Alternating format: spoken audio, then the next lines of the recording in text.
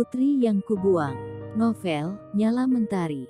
Penulis, Mande Hanifah. Episode 6. Aku sudah menduga reaksi si ibu penjaga warung akan sama dengan Pak Edi ketika bertemu denganku tadi. Namun, dia tampak berlebihan hingga menyemburkan hampir seluruh isi mulutnya. Aku sedikit geli, tapi juga agak takut. Ngapain ke sana, Mbak? Mau penelitian? Si ibu bicara lagi setelah merapikan mulut dan bajunya yang basah. Enggak, Bu. Saya mencari seseorang. Lah di sana tidak ada orangnya lagi. Kampung itu sudah ditinggalkan, Mbak. Dulu kata ayah saya ada bencana tanah amblas tepat di dekat pemukimannya. Ada korban jiwa juga. Makanya pada pindah. Tapi saya juga gak tahu cerita pastinya seperti apa. Kami jarang sih menyebut-nyebut kampung itu. Karena memang tidak ada lagi penghuninya. Si ibu mulai berpanjang lebar. Ada satu entah dua rumah kalau saya tidak salah dengar. Pak Edi menimpali. Oalah saya malah gak tahu, Mas. Yowes kalau begitu, cepatlah berangkat. Nanti kesorean keluar dari sana. Kasihan Mbak Bulenya. Si ibu segera memberikan kantong plastik berisi botol air mineral setelah aku membayar terlebih dulu. Sebelum naik ke motor aku kembali bertemu dengan pemuda berkamera. Kami berpapasan. Dia melangkah ke arah warung. Dari cara berpakaiannya aku bisa terka bahwa laki-laki itu bukan berasal dari sekitar sini. Sama sepertiku dia juga terlihat seperti datang dari jauh. Tapi aku tidak melihat mobil terparkir di sekitar sini. Hanya sebuah motor matic biru yang terletak tidak di bawah meranggasnya pohon jati tidak jauh dari warung geribik. Oh itu biasa di sini Mbah. Banyak tukang foto. Atau fotografer ya namanya. Saya sering mengantar orang yang mau jepret-jepret hutan jati ini. Kan kalau musim kemarau begini sangat bagus pemandangannya. Gersang tapi indah ya. Apa yang dikatakan Pak Edi mungkin betul. Dan kalimat-kalimatnya membenarkan apa yang tadi terlintas di kepalaku, bahwa lelaki itu adalah pendatang. Sama denganku. Oh iya ya Pak, aku kikuk, tidak menyangka Pak Edi bisa menerka isi kepalaku beberapa saat lalu. Ayo Mbak, siapkan diri melalui jalan tanah. Pak Edi tertawa, ia menularkannya padaku.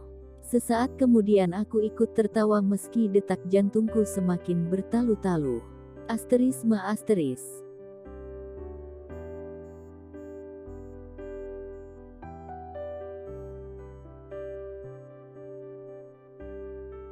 Pak Edi sepenuhnya benar. Jalanan yang kami lalui benar-benar jalan kecil yang tidak lebih lebar dari serentangan tangan. Di sisi kiri kanannya pohon jati yang terlihat seperti meranggas, padahal saat begini adalah caranya melindungi dari penguapan yang tinggi. Beruntungnya daun-daun kering kecoklatan itu bertebaran di jalanan terbawa angin, sehingga membantu agar ban motor tidak selip meski tetap sedikit licin. Seingatku, selama hampir 1 jam perjalanan, sudah 2 kali aku meneguk air hingga air dari botol yang diberikan Louis sudah hampir tandas. Kuliteka mukaku juga sedikit lebih hangat, hingga aku harus menutupinya dengan syal yang kumasukkan ke dalam helm hingga tampak sekti jilbab. Ponselku berdering. Aku segera tahu siapa yang menelpon. Kakai, dia menghubungi di saat yang tidak tepat. Haruskah aku tidak menerima panggilannya? Jika begitu pasti dia akan terus-terusan menelpon dan mengomel sepanjang kereta api jika nanti telah tersambung denganku. Aku menepuk punggung Pak Edi 2 kali. Pak Edi segera paham dan menepi meski aku belum mengatakan apa-apa. Aku meletakkan telunjuk di mulut sebagai isyarat bahwa Pak Edi jangan bersuara karena aku tidak mau Kakai berpikiran yang macam-macam. Pak Edi menurut dan tetap berada di motor. Sementara aku berjalan sedikit jauh darinya. Aku berhenti di bawah pohon jati. Iya, Kak. Nala, kamu. Halo, Kak. Halo, Nala.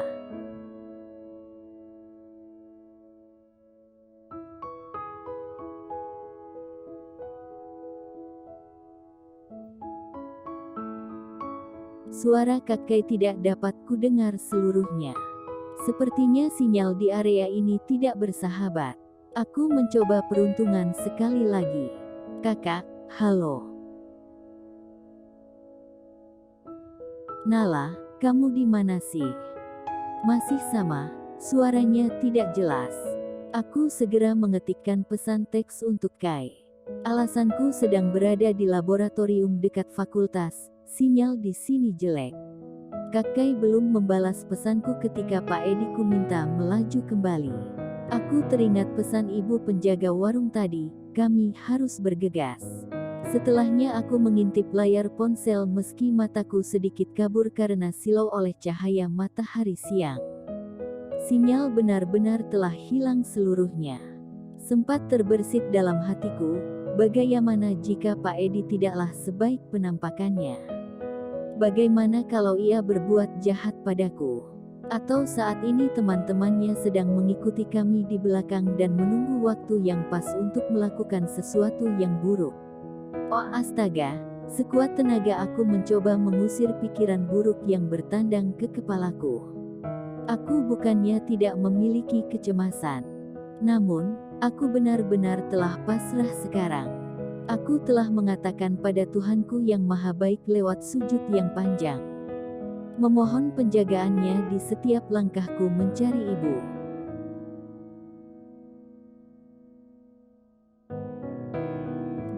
Bak, suara Pak Edi menghapus coretan pikiran buruk yang melayang di otakku.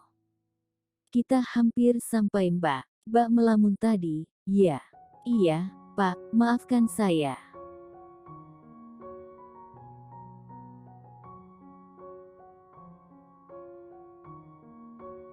Kita hampir sampai Mbak bisa lihat rumah kecil itu dari sini, kan?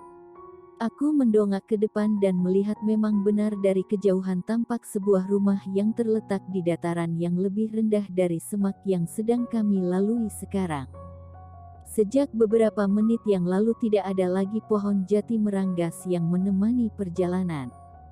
Berganti dengan hutan tropis yang tidak lebat, kemudian semak belukar dan terakhir tampak sawah tanpa padi yang tak terlalu luas tidak jauh dari rumah. Kami harus melalui turunan tajam untuk sampai di sana. Jalan tanah yang tadi licin sudah terlihat lebih baik karena jalanan ini ditumbuhi rumput liar. Tanahnya bercampur dengan kerikil hingga motor Pak Edi bisa melaju lebih kencang daripada saat melewati jalan panjang yang tadi. Perasaanku menjadi kacau. Keringat mulai berjatuhan dari pelipis, bukan hanya karena panas tapi lebih karena tidak sabar. Jari-jariku basah, aku terpaksa memilih-milihnya untuk mengurai galau yang berkelindan dalam dada. Jantungku berdentam-dentam. Semakin dekat ke rumah itu ia semakin tidak mau kukendalikan. Padahal aku sudah menghirup napas dalam-dalam lantas mengeluarkannya pelan-pelan. Hal yang biasa kulakukan jika sedang dinaungi pikiran buruk dan ketakutan. Namun kali ini seberapa kali pun aku mencoba memasok udara segar ke paru-paru, cemasku masih belum reda. Sekali lagi Pak Edi benar. Rumah ini tidak hanya berdiri sendiri. Ada satu bangunan geribik lagi di belakangnya. Terletak agak jauh dan dikelilingi belukar yang tinggi. Aku ragu apakah ada orang yang sanggup tinggal di sana atau tidak.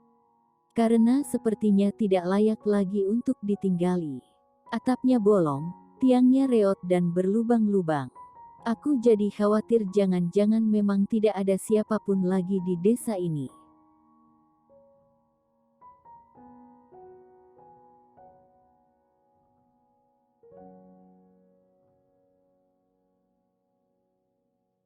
Mbak mau saya temani masuk?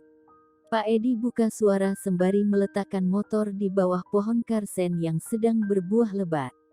Buahnya yang kecil tampak hampir merah seluruhnya. Menjuntai dari batangnya yang berdahan lemah. Apa Bapak tidak keberatan? Jawabku ragu-ragu. Sebenarnya aku tidak ingin melibatkan lelaki baik itu. Namun sepertinya aku tidak punya pilihan. Jujur saja, ada ketakutan tengah mencengkeram hatiku sangat erat sekarang. Ayo, kita sudah ke palang tanggung ini.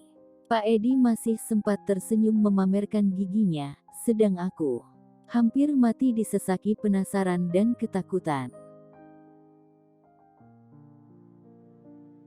Pak Edi, tidak takut. Bukankah semua orang menakuti kampung ini? Tidak Mbak, saya takutnya sama Allah saja. Lagian saya ingin Mbak menemukan yang Mbak cari. Meski saya tidak tahu pasti alasannya Mbak Nala, tapi saya percaya bahwa ini sangat penting untuk hidup Mbak. Tidak mungkin Mbak nekat jika bukan karena alasan yang kuat. Terima kasih banyak ya, Pak. Saya sangat beruntung dipertemukan dengan Bapak. Pak Edi mengetuk pintu kayu sambil mengucap salam. Makin lama suaranya semakin keras. Namun tidak ada tanda-tanda seseorang akan keluar dari dalam rumah. Benar-benar sunyi. Hanya suara burung dan binatang yang tak kutahu wujudnya riang bersahutan. Aku sering mendengar suara itu. Suara khas alam liar, rimba atau hutan. Namun tidak pernah tahu seperti apa wujud binatang yang mengeluarkan bunyi melengking yang teratur itu. Saya rasa rumah pondok ini ada penghuninya, Mbak. Mbak bisa lihat halamannya bersih, juga ada sandal dan jemuran. Benar, aku baru melihat adanya jemuran yang terbuat dari bambu. Tiangnya juga dari bambu. Di sana terhampar sebuah sarung lusuh dan handuk yang sudah sangat tipis. Analisa Pak Edi boleh juga. Jika rumah ini sudah ditinggalkan pasti bentuknya akan serupa dengan yang satunya. Mbak, ayo kita lihat ke belakang. Aku rasa ada ladang di belakang sana. Pak Edi menunjuk ke arah selatan setelah kami beberapa kali berkeliling dan tidak membuahkan hasil. Agak banyak belukar. Batang putri malu tumbuh liar di mana-mana. Juga jelatang. Beberapa batang pohon karsen berbuah lebat dibiarkan subur tanpa diambil buah-buahnya. Dulu kami punya 2 batang pohon karsen. Dia tumbuh tidak jauh dari telaga tapi tidak juga dekat dengan pohon ek. Aku dan kakek suka sekali bergelayutan di dahannya yang tidak terlalu kokoh. Kadang, jika Lui datang kami akan memanjat bersama sambil menikmati buah-buah ranum itu. Meski kakek jauh lebih tua dari aku dan Lui, dia tetap suka bermain dengan kami. Mengingat kenangan itu hatiku kembali beku. Rindu-rindu pada kakek membentuk sarang dalam dadaku. Bah, apakah bisa lihat, ini memang seperti kampung yang pernah dihuni. Masih ada bekas-bekas bangunan semi permanen yang terlihat meski tidak banyak. Aku mengedarkan pandangan ke sekeliling. Benar saja, kampung ini memang seperti pernah dihuni. Jejak-jejak masa lalu tampak jelas meski mereka tidak bisa bercerita lebih banyak tentang aku dan ibu. Juga tentang kemana perginya orang-orang. Padahal secara letak geografis dan keadaan alam kampung ini layak untuk dijadikan tempat bermukim. Kami melangkah lebih jauh ke belukar. Kulitku mulai terasa panas. Mungkin saja sekarang sudah tampak serupa kepiting atau udang rebus. Berkali-kali aku menempelkan tisu pada pipi dan kening. Semua itu kulakukan untuk mengurai panas berlebih. Berkali-kali aku meringis, punggung tanganku yang bersentuhan dengan duri putri malu terasa pedih. Sepertinya Mbak kelelahan. Apakah kita sudahi saja? Tidak, Pak, saya tidak apa-apa. Ayo kita lanjutkan. Saya merasa ada seseorang di sini. Pencarian saya harus membuahkan hasil, Pak. Saya sudah sejauh ini pantang untuk surut ke belakang. Baiklah, tapi apakah tidak apa-apa? Maksud saya muka Mbak terlihat sangat merah. Aku meraba mukaku yang memang sudah semakin panas. Seumur-umur inilah kali pertama aku berkeliaran di dalam belukar. Barangkali juga kulitku sudah minta ampun karena sejak di perjalanan tadi sengatan demi sengatan matahari sudah membelai-belainya. Ah, tidak apa-apa Pak, nanti bisa kembali seperti semula. Palingan besoknya dia akan mengelupas dan kering. Tapi, saya punya sesuatu untuk mengurangi tingkat kerusakannya, Pak. Orang-orang seperti saya memang sangat rentan terhadap sengatan matahari secara langsung. Oh begitu ya Mbak. Tiba-tiba aku merasa sangat malu pada diri sendiri. Tadi, di perjalanan sempat berpikiran macam-macam pada Pak Edi.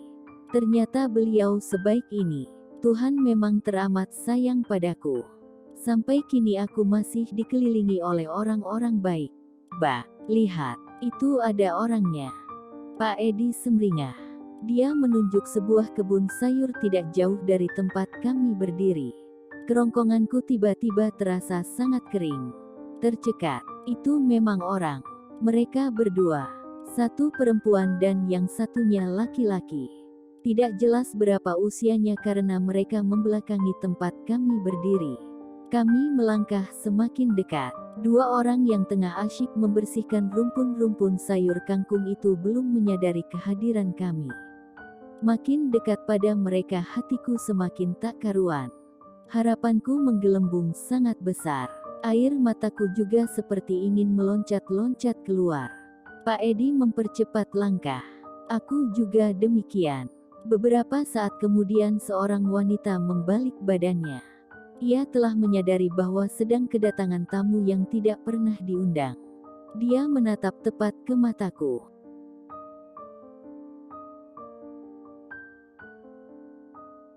Aku melihatnya samar-samar karena cahaya menyilaukan. Salah satu kekurangan kami para penyandang albino adalah terlalu peka terhadap cahaya yang terang. Sialnya, aku lupa membawa kaca mata hitam. Harusnya aku ingat akan hal-hal kecil seperti ini. Perempuan dan lelaki itu terlihat menghentikan aktivitas. Mereka berdiri sejajar, menghadap pada kami. Lagi-lagi aku tidak bisa melihat wajahnya. Hanya bayangan tubuh seseorang yang tengah berdiri. Muka mereka benar-benar belum tertangkap pandanganku. Aku mendekat, semakin dekat.